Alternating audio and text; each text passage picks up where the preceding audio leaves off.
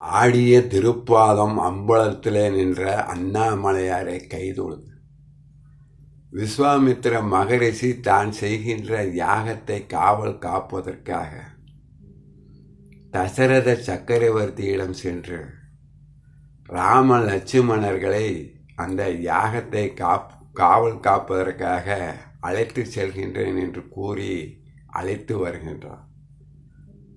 யாக குண்டத்தை அடைந்த ராம லட்சுமணர்கள் அன்று இரவு தர்ப்பை புல்லினால் ஆன பாயிலே படுத்து உறங்குகின்றார்கள்.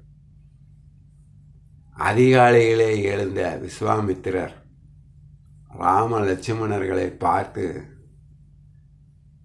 கௌசல்யா சுப்ரஜா ராமா பூர்வா சந்தியா பரிவர்த்ததே என்கின்றார். இந்த இடத்திலே அவர் ராமன் பெயரை குறிப்பிடுகின்றார், ஏன் லட்சுமணன் பெயரை குறிப்பிடவில்லை என்று நாம் சிந்தித்து பார்க்க வேண்டும். ஸ்ரீமன் நாராயணமூர்த்தி பூமியிலே ராமராக அவதாரம் எடுக்கின்றார்.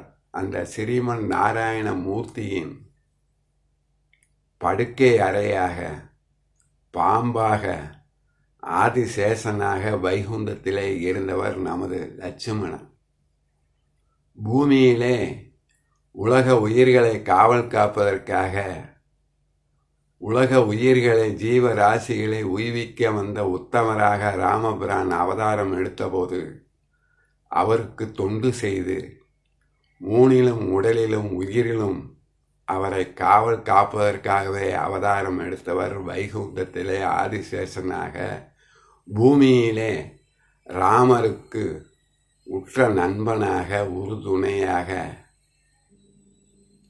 தம்பியாக அவதாரம் எடுத்தவர் நமது லட்சுமணன். அதனால்தான் இந்த விவரம் விஸ்வாமித்திரருக்கு தெரிய வந்ததும் அவர் ராமரை மட்டும் பார்த்து கௌசல்யா சுப்ரஜா ராமா பூர்வா சந்தியா பரிவர்த்ததே என்கின்றார். ஓம் நமச்சிவாய். ஆடிய திருப்பா